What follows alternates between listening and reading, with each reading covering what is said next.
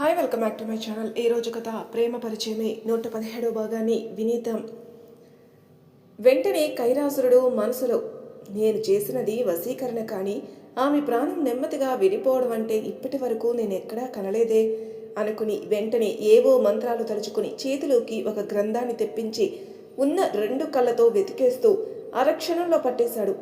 అయితే అలా ఓ ప్రాణం వశీకరణ చేశాక విడిచిపోవడానికి కారణం తెలిసింది, కానీ అలా ఆమె ప్రాణం ఆమెలో ఎలా నిలపాలో దానిలో రాయబడలేదు. వెంటనే దాన్ని విసిరి ఇక ఉన్న క్షణాలను వృధా చేసుకోకూడదని ఆమె నిర్జీవం అయ్యాక నిరుత్సాహపడడం కన్నా ఉన్నదాన్ని ఆస్వాదించడం ఉత్తమం అనుకుని దాత్రి వైపు కదిలాడు.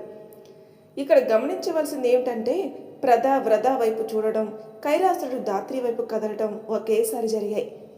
అప్పటికే అక్కడ గంజారకుని దగ్గర, ఇక్కడ శౌర్య దగ్గర జరుగుతున్న వాటిని గమనిస్తూ ఉన్న భీష్పద వెంటనే మాయమై ఒక చోటికి వెళ్ళింది. అక్కడున్న ఒక రాయిని జరిపి లోపల కట్టి ఉన్న మూటని తీసి అక్కడి నుంచి మాయమైంది. వ్రత మాటలకి ప్రద తల తిప్పి ఆమె వైపే చూస్తున్న తరుణంలో విపరీతమైన గాలి రావటం మొదలైతే మెరుపులా ప్రత్యక్షమైంది భీష్పద. ఆలస్యం చేయకుండా దాత్రి ప్రేమని శౌర్య మర్చిపోయాడనే కోపంతో శౌర్యపై ఆ మూటలో ఉన్న మట్టిని విసిరి కొట్టనట్టు పోసింది. శౌర్య ఒక్కసారిగా తలెత్తి కోపంగా చూశాడు. అది ఒకప్పటి నీ పాదధూళితో కలిసి ఉన్న దాత్రి పాదధూళి. ఎందుకు నిన్నంతలా ఆరాధిస్తుందో తెలియకుండా ఆరాధించింది దాత్రి. దాత్రి పేరుకి శౌర్య తెలియని భావంతో పైకి లేచి నిలబడ్డాడు. నీ అడుగులో అడుగు వేసి ఆ క్షణం ఆ ధూళి తీసి భద్రపరుచుకున్న ప్రేమ పిచ్చిది దాత్రి. ప్రేమ కాదు, ఆరాధన, నీపై ఉన్న ఆరాధన. తను ప్రాణం పోయే స్థితిలో ఉంటే నువ్వు దైవంలో లీనమవుతూ ప్రస్తుతం నీ మర్చిపోయావు అధిపతి. దాత్రి నీ భార్య, అంతేకాదు నీ ప్రేమికురాలు. భక్తి శక్తి పెరిగేసరికి మూలలను మర్చిపోయావు అనుకుంటా అధిపతి. నీ ప్రాణాల కోసం ప్రాణం విడిచిన దాత్రి గుర్తులేదు. ఇన్నాళ్ళ ప్రేమ క్షణకాలంలో మర్చిపోయిన గొప్పవాడివి నువ్వు అని కోపం తగ్గాక ఏమంటుందో తెలియకుండా అనేసింది భీష్పద. తన మాటలకి మెదడు పొరల్లో అలాగే మనసు పొరల్లో కూడా ఆలోచనలో పడ్డాడు శౌర్య. అంతలో దాత్రి శౌర్యల స్పర్శ తగిలి ఉన్న ధూళి తన ఎదపైకి చేరి తన దేహంలో కలిసిపోయాయి. ఆ క్షణం మొత్తం 2 జన్మల జ్ఞాపకాలు ఒక్కసారిగా మనసులోకి మెదిలాయి. ఆ జ్ఞాపకాల ప్రవాహం మొదలైన క్షణం ప్రేమ వలయం మళ్ళీ రూపం పుంజుకుంటే చివరికి కైలాసురుడు దాత్రి పట్ల ప్రవర్తించిన తీరికి రౌద్ర వలయం పుంజుకుంది. ఆ మరుక్షణం వేగంగా దూసుకుని వెళ్లే రాకెట్ల శౌర్య గాలిలో నిలబడి ఆ వలయాల్ని తనతో తీసుకుని అక్కడి నుంచి మాయమై ఆలస్యం అనేది లేకుండా కైలాసుడు మాయల నుండి ఉన్న ఆవరణం బయట నిలబడ్డాడు. తన చేతిలో ఉన్న రౌద్ర వలయాన్ని కైలాసుని మాయ వలయం అల్లుకొని ఉన్న ఆ ఆవరణం పైకి విసిరాడు. ఒక ప్లాస్టిక్ వస్తువు కాలిపోయేటప్పుడు ఎలా కరుగుతుందో అలా మంట రూపంలో ఆ మాయ వీడుకుని లోనికి దారి ఇచ్చింది. క్రోధం నిండిన హృదయం, తెగింపు నిండిన చూపుతో ఉన్న శౌర్య గాలిలో ప్రయాణిస్తున్న లోనికి చేరుకోగానే దాత్రిపై క్రూరంగా పడబోతున్న కైలాసురుని చూసి అలానే వెళ్ళి కైలాసురుని మెడ పట్టుకుని పక్కకి లాగాడు. అంతేకాక ఇంకో చేతిలో ఉన్న ప్రేమ వలయంని దాత్రిపై ఏర్పడిన చక్రంపైకి విసిరాడు. అంతే, ఎంత చిన్నగా ప్రాణం దూరం అవ్వబోయిందో అంతకు 4 వేగంగా ఆ దేహానికి ప్రాణం పోయటం మొదలైంది. శౌర్య కైలాసుని అలానే పట్టుకొని దాత్రిని మొదటిసారి చూస్తున్నట్టు తనివి తీరా చూసుకొని దాత్రిలో ప్రాణం నిండుకోవడంతో కోపంగా కైలాసుని తన వైపుకు తిప్పుకున్నాడు. ఓ పక్కన బందీ అయి ఉన్న గంజారకుడు శౌర్య రూపంతో పాటు కనపడుతున్న కాంతికి ఆశ్చర్యంతో చూస్తూ బిగుసుకుపోయాడు. పాల సముద్రంలో స్నానమాడి వస్తున్నట్టు తెల్లని మేనివన్నెతో నిరాడంబరంని విభూది పూసుకుని సాక్షాత్ శివ అంశ అవ్వటం వల్లేమో దివ్య జ్యోతితో వెలిగిపోతున్నాడు. రౌద్ర వర్చస్సుతో ముఖంలో గంభీరత్యానికి మరింత వన్నె పెంచుకొని కైలాసురుని కళ్ళల్లోకి చూస్తూ అతను మెడ పట్టుకుని పైకి లేపుతూ తన ఎదురుగా నిలబెట్టబోతే కైలాసుడు తన చేతుల్ని కదిలించి ఏదో మాయ చేయబోయాడు. శౌర్య అతని 2 చేతులతో ఓ చెయ్యి వైపు చూసి దాని వెనక్కి మెలిపెట్టి, ఘోరమైన పాపాలు చేసి ఉన్నని కేవలం శివభక్తితో వాటికి దూరంగా బ్రతుకుతూ ఉన్నావు, కానీ ఈరోజు నీ పాపం పండింది. మరణ దేవత నీ కోసం ఎదురు చూస్తుంది అన్నాడు. కైలాసుడిలో ఉన్న గర్వం ఒక మామూలు వ్యక్తి అలా తలబడలేడని గుర్తించలేక తనని అలా అంటాడనే అహంకారంతో కనులు మూసుకుని తన కళ్ళల్లో నుంచి ఏదో శక్తిని శౌర్య కళ్ళు పోయేలా పంపాడు. కానీ శౌర్య నోటి నుంచి వచ్చిన గాలి ఒక దుమారంలా మారి వాటిని నిప్పు కనికల్లా మార్చి తిరిగి కైలాసుని కళ్ళల్లోకి కొట్టింది. దానితో కళ్ళ మంటకి విపరీతమైన కేకలు పెట్టాడు కైరాసురుడు. ఎంతటి మహాబలుడు, మాయలు తెలిసిన కైరాసురునికే ఇలాంటి పరిస్థితి ఏర్పరిచాడంటే నా పరిస్థితి ఏంటి? ఇప్పుడు నేను ఇతని చేతుల్లో చిక్కితే మృత్యుదేవత ఒడికి చేరటం నాకు తప్పదు. కానీ అలా జరగకూడదు అని ఆలోచిస్తూ ఎలా తప్పించుకోవాలని ఆలోచిస్తున్నాడు గంజారకుడు. ఇంతలో శౌర్య, నీ ఈ జీవితానికి విముక్తి లభిస్తుంది కైలాసరా అంటూ అతని తల పట్టుకుని మొండెం నుంచి దాన్ని దూరం చేసి మొండాన్ని తన చేతి వేలతో మామూలుగా తాకుతూనే 2 భాగాలుగా చీల్చిపడేశాడు. కొన ప్రాణాలతో మొండెం గిలగిలా కొట్టుకుంటూ ఉంటే మొండెంతో వేరైన తలతో శివనామ స్మరణ చేసి కనులు మూసి ప్రాణాలు విడిచాడు కైలాసురుడు. దానితో గంజారకుని బంధించిన కైలాసురుని మాయవలయం వెంటనే విడిపోవడంతో వెంటనే మాయమై పిరికి వాడిలా అక్కడి నుంచి పారిపోయాడు గంజారకుడు. శౌర్య గంజారకుని కోసం వెతికి అతనికి ఇంకా సమయం కాలేదని గుర్తించి దాత్రి వద్దకెళ్ళాడు. పూర్తిగా జీవం పోసుకోవడంతో నిర్జీవ కలపోయి జీవకల పుట్టి పుడుతుంటే దాత్రి నుదుటిపై ప్రేమగా తాకి తననే తదేకంగా చూస్తూ మనసుకు కలుగుతున్న హాయిని అనుభూతి చెందుతూ ఉండగా శౌర్య అని పెదవులు కదిలించింది దాత్రి. ఇంకా స్పృహలోకి రాకున్నా తన హృదయంతో కదులుతున్న ఆ పిలుపుకి శౌర్య పరవశించిపోయి చిన్నగా అతని పెదవులు విచ్చుకున్నాయి. గాలిలో ఉన్న దాత్రిని చేతుల్లోకి తీసుకుని తన శౌర్యాల ఇక్కడే ఉన్న దాత్రి అని ప్రియంగా చెప్పి మాయమయ్యాడు. శౌర్య దాత్రితో గుడిలో ప్రత్యక్షమవ్వగానే గాధకుల వారు కొలను నుంచి నీటిని తెచ్చి దాత్రిపై చల్లారు. దాత్రి నెమ్మదిగా కనులు తెరిచింది. కేవలం 5 క్షణాలు సరిపోయాయి ఆ కైలాసుని కొరకు. ఎంతటి హోయలుపోయాడు అని భీష్ముద పక్కకి వచ్చి పలికింది ప్రద. సమయం వచ్చేంతవరకే ఎవరి ఆటలైనా అని గంజారకుని కూడా దృష్టిలో పెట్టుకుని పలికింది భీష్మద. అవును, మీరు సమయానికి వచ్చారు కాబట్టే ఇది జరిగింది. నా ప్రియసఖి కోసం నేను రాక ఇంకెవరు వస్తారు అని దాత్రి వద్దకు వెళ్ళి భరోసాగా నిలబడి తనని నెమ్మదిగా లేపి ప్రేమగా ఎదకి హత్తుకుని ఓసారి తన కళ్ళల్లోకి చూసి మరుక్షణం మాయమైంది. దాత్రి భీష్మద కళ్ళల్లో కనయాడిన భావం ఏంటో తెలియక శౌర్య వైపే చూస్తుంది. శౌర్యలో ఏదో తేడా కనిపిస్తుండడంతో తెలియని భావంతో శౌర్య వైపు చూసింది. తమరికిప్పుడంతా బాగానే ఉంది కదా అని దాత్రిని పరామర్శించాడు శౌర్య. తమరిక కొన్ని గంటల్లో శౌర్యకి ఇంత దూరం అయ్యానా అని కళ్ళు పెద్దవి చేసి జరిగిందాన్ని గుర్తు తెచ్చుకుని ఏం జరిగిందో గ్రహించి మామూలయ్యి తలూపింది.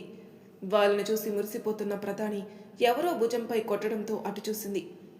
మనం ఇక్కడి నుంచి వెళ్దామా అంది వ్రత అని అడగడంతో ప్రధానవ్వి తలూపి మాయమైంది. వ్రత కూడా వెళ్ళిపోయింది. శౌర్య గాధకుల వారికి నమస్కారం చేయక గాధకుల వారు శౌర్య మనసులోకి తొంగి చూసినట్టు, సర్పరాజు నీ శక్తిని నీకిచ్చాడు అధిపతి, అది నీకే ఉపయోగపడుతుంది. ఆ ముద్దుని కాపాడడానికి సర్పరాజు చాలు అన్నారు. మనసులో అది సమయం వచ్చేవరకే అని ఆ వాక్య కొనసాగింపుని పూర్తి చేశారు. శౌర్య అలానే చూస్తూ ఉంటే గాధకుల వారు ఏదో గ్రహించినట్టు, ప్రమాదం కొత్త రూపం సృష్టించుకోవడానికి నిన్ను తాళడానికి సరికొత్తగా రూపుదిద్దుకొని సమయం తీసుకుని మరీ రాబోతుంది శౌర్య, అమ్మాయి జాగ్రత్త అని దాత్రి వైపు చూసి సెలవు తల్లి అన్నారు. దాత్రి తలూపింది. శౌర్య కూడా సెలవు గురువర్య అన్నాడు. గాధకుల వారు శౌర్య వైపు ఓసారి చూసి తల ఊపి వెళ్ళిపోయారు. మీకేం కాలేదు కదా శౌర్య అంది దాత్రి. లేదు అన్నట్టు తల అడ్డంగా ఊపాడు. సరే ఇంటికి వెళ్దామా అంది దాత్రి. ఓసారి దైవ దర్శనం చేసుకుని వెళ్దాం. దాత్రి తలూపి శౌర్య వెనక వెళ్తూ, ఇదేంటి శౌర్య అంతకు ముందులా కాకుండా కొత్తగా బిహేవ్ చేస్తున్నాడు, ఏంటో ఇన్ని వింతలు నా జీవితానికే అనుకుని వెళ్ళింది. మధ్యాహ్నం దాటిపోవడంతో గుడి తలుపులు దర్శనానికి అనుగుణంగా లేకుండా మూయబడ్డాయి. శౌర్య అటు చూసి అయినా కూడా నమస్కారం చేసుకున్నాడు. దాత్రి నమస్కారం చేసుకుని శౌర్య వైపుకు తిరగగానే ఆ సమయం కోసమే ఎదురు చూస్తున్న శౌర్య దాత్రి పాపిటిన మొహాన 2 చోట్ల కుంకుమ పెట్టి చిన్న నవ్వుతో చూశాడు. దాత్రి మాత్రం కొత్తగా చూసింది. శౌర్య దాత్రి చేయి పట్టుకుని గుడి నుంచి తీసుకుని వెళ్తున్నాడు. దాత్రి వెనకే వెళ్తూ, నా ప్రేమ, తనకి నాపై ఉన్న ప్రేమ గుర్తుందా లేదా అసలు అర్థం కావడం లేదే అనుకుంటూ శౌర్య వైపు అయోమయంగా చూస్తూ వెళ్ళింది. శౌర్య ఇంటి గుమ్మం దగ్గర ఆగి లోనికి చూస్తూ నిలబడ్డాడు. వెనకే వస్తున్న దాత్రి శౌర్యాన్ని వెళ్ళి గుద్ది వెంటనే సారీ అని నిలబడింది. శౌర్య దాత్రి గుద్దిన బలానికి తనని తాను నిలుపుకున్నాడు. ఇంటికి వెళ్ళేసరికే వింధ్య, తాన్య హాల్లో కూర్చొని తేజ్, రామ్లతో మాటలో ఉన్నారు. దాత్రి శౌర్య చేయి పట్టుకుని లోపలికి తీసుకొచ్చి తాన్యాతో ఉన్న తేజ్, వింధ్యాలను చూసి, తాన్య ఇప్పుడు బాగానే ఉందా? అలాగే తేజ్, వింధ్య తనతో నార్మల్గా ఉన్నారు అనుకుంది. ఇంతలో వింధ్య వాళ్ళని చూసి, అన్నయ్య దాత్రి వచ్చేసారా అని అరిచింది. ఆ అరుపుకి మాధవి గారు వచ్చి అలసిపోయారేమో అనుకుని ఫ్రెష్ అయి వస్తారా, భోజనం చేద్దురు అన్నారు. దాత్రి శౌర్య ఇద్దరు తలూపారు కానీ మాట్లాడలేదు.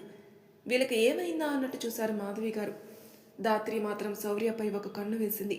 ఎందుకంటే తన సృహలో లేనప్పుడు శౌర్యలో తన పూర్వపు శక్తియుక్తులు చేరాయనే విషయం దాత్రి గ్రహించింది. తను మళ్ళీ ప్రాణాలతో ఉంటే అది శౌర్య ప్రేమ వల్ల మాత్రమే. శౌర్యకి వాళ్ళ ప్రేమంతా గుర్తుకు రాకపోతే అది సాధ్యపడదు. కావాలని నన్ను ఏడిపించడానికి ఇలా ఉన్నాడా అని సందేహంతో చూస్తూ ఉంది. శౌర్య మామూలుగా వెళ్ళిపోయాడు గదికి. దాత్రి శౌర్య వెనకే వెళ్ళింది. శౌర్య ఫ్రెష్ అయి రావడానికి వెళ్ళడంతో దాత్రి, అధిపతికి మా గది కూడా తెలుసన్నమాట అని నవ్వుకుని, ఎందుకు సార్ నాతో ఎడమొహం పెడమొహంగా ఉన్నారు, నేనేం చేస్తాను అని ఆలోచించి తను ఏం చేసిందో అర్థం అవడంతో ఓహో అని బెడ్పై వెనక్కి వాలి కూర్చుంది. ఇంతలో శౌర్య రావడంతో తను ఫ్రెష్ అవ్వడానికి వెళ్ళింది. శౌర్య తన నుదుటిన తాకిన స్పర్శని పెట్టిన కుంకుమని అపురూపంగా తాకి స్నానమై వచ్చాక శౌర్య పెట్టినట్టే పెట్టుకుంది.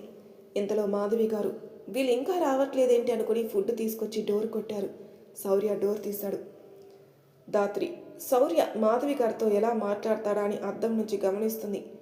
నీకెందుకమ్మా ఇబ్బంది, మేము వచ్చేవాళ్ళం కదా అన్నాడు. పొద్దున కూడా తిన్నారో లేదో తెలియదు కదరా నాన్న, పర్లేదులే మీరు తినండి అని ఒకటే ప్లేట్ ఇచ్చి వెళ్ళిపోయారు. ఆవిడ వెళ్ళగానే శౌర్య డోర్ వేసి ప్లేట్ని పక్కన టేబుల్పై పెట్టాడు. దాత్రి శౌర్య ముందుకొచ్చి నిలబడి కళ్ళెత్తి శౌర్య వైపు చూసింది. శౌర్య తప్పుకొని వెళ్ళబోయాడు.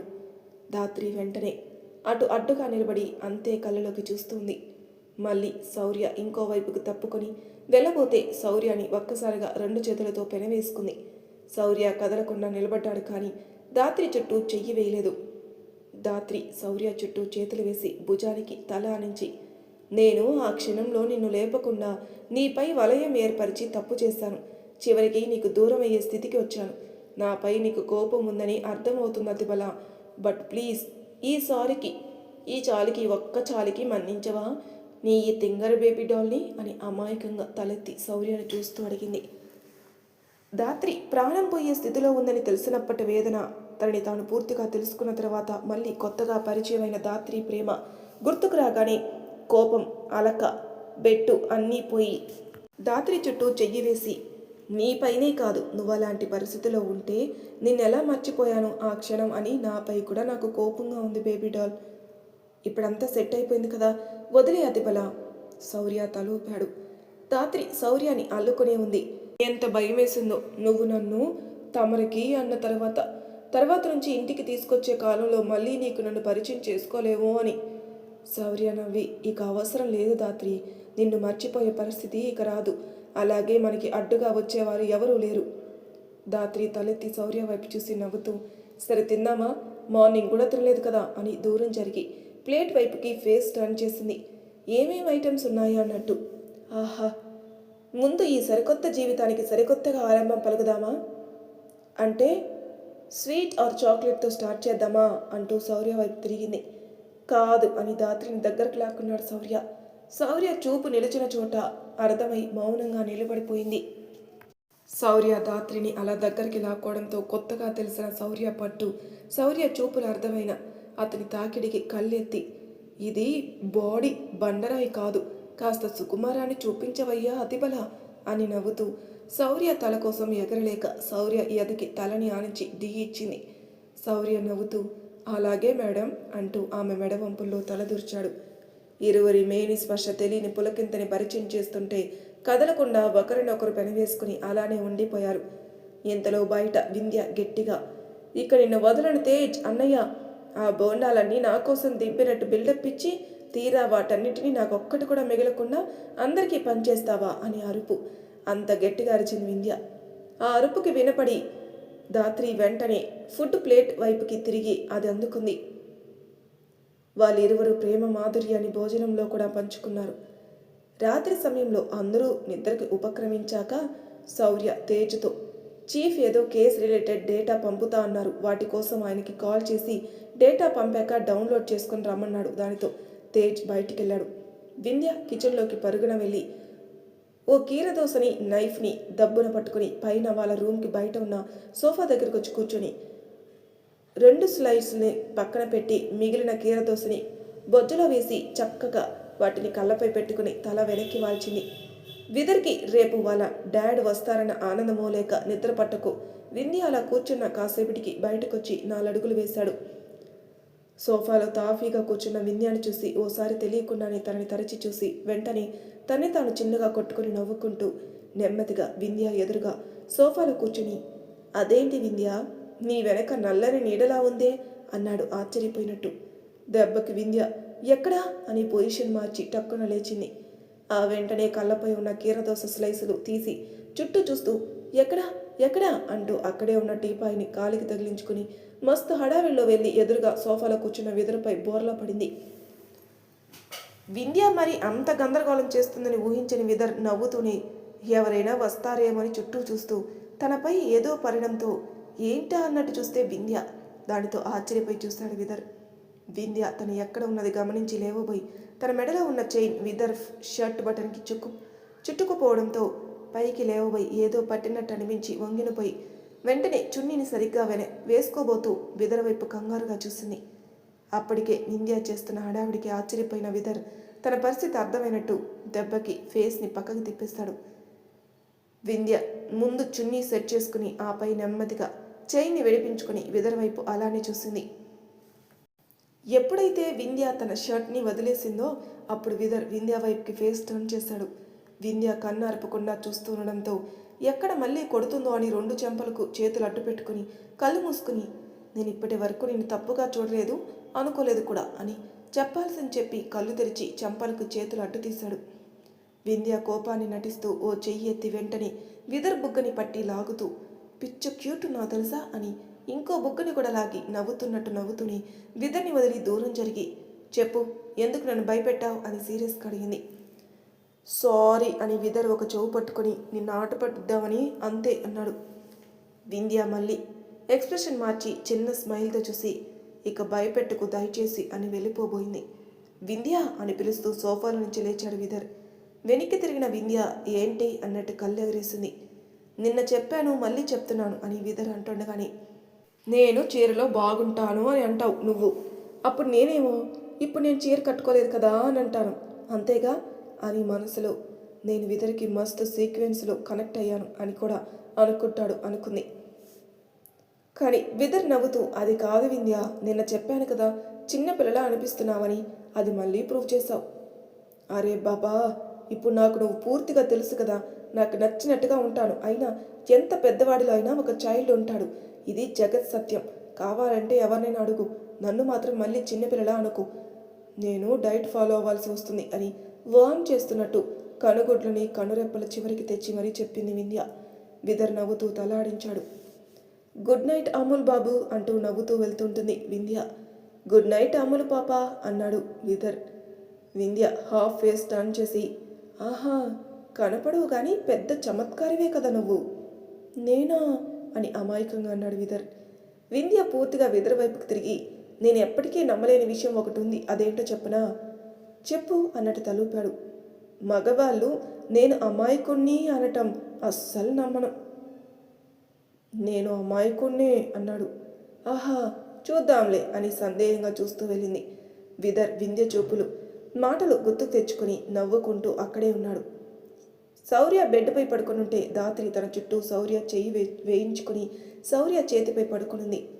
మనం మన గతం తెలుసుకున్నప్పుడు నువ్వు మన పాద ధూళి సేకరించినట్టు కనపడలేదు, మరి ఆ సమయంలో అలా ఎలా అన్నాడు శౌర్య. అది ఆ సమయంలో బయటపడాలని ఉంది కాబట్టే ఆ సమయంలోనే బయటపడింది శౌర్య. ఇంకేమైనా ఉన్నాయా ఇలాంటివి, నీకు తెలియదా అని తల పక్కకి తిప్పి శౌర్య వైపు చూసింది. ఇప్పుడు కొత్తగా తెలిసినది నాకు ఒక్కటే నిజం దాత్రి. ఏంటో అది, నీకు తెలీదా? నువ్వు చెప్తే వినాలని ఉంది శౌర్య. శౌర్య అమాంతంగా దాత్రి పైకి చేరిపోయి నవ్వుతూ, మన ఇరువురి తనువుల కలయిక వల్ల నీ రక్తంలో జరిగే మార్పుకి గంజారుకుని చేసే పని సాధ్యపడదు.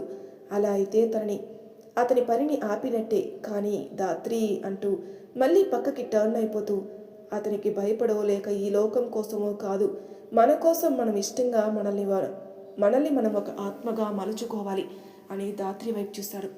దాత్రి కళ్ళలో కన్నీళ్లు. వెంటనే ఆశ్చర్యపోయి ఏమైంది అంటూనే కన్నీళ్లను తుడిచాడు. ఏమీ లేదు, నీ ప్రేమకి ఆనంద బాష్పాల్లే శౌర్య అని చెప్పింది.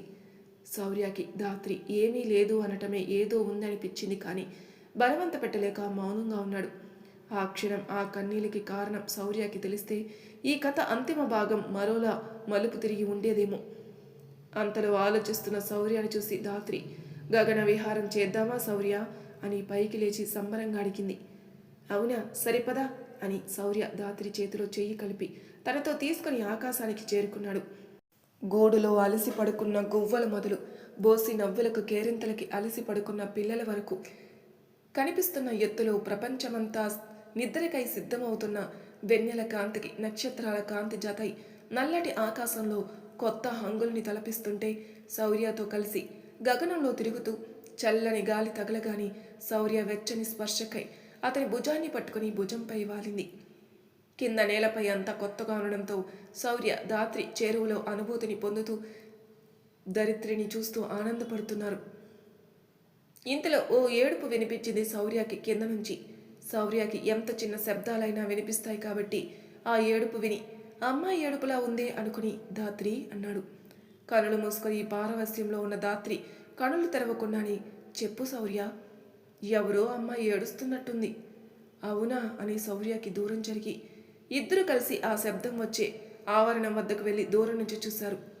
ఎవరో అమ్మాయి తన ఓని కొంగు అడ్డు పెట్టుకుని కూర్చొని ఏడుస్తుంటే, కాదు సోకండాలు పెడుతుంటే ముందు ఉన్న అబ్బాయి తల కొట్టుకుని నించుని కనిపించాడు. అసలు ఏం జరిగిందో అర్థం కాక ధాత్రి శౌర్య ఓ వేప చెట్టు వెనక నుండి అంటే తొంగి చూస్తున్నారనమాట.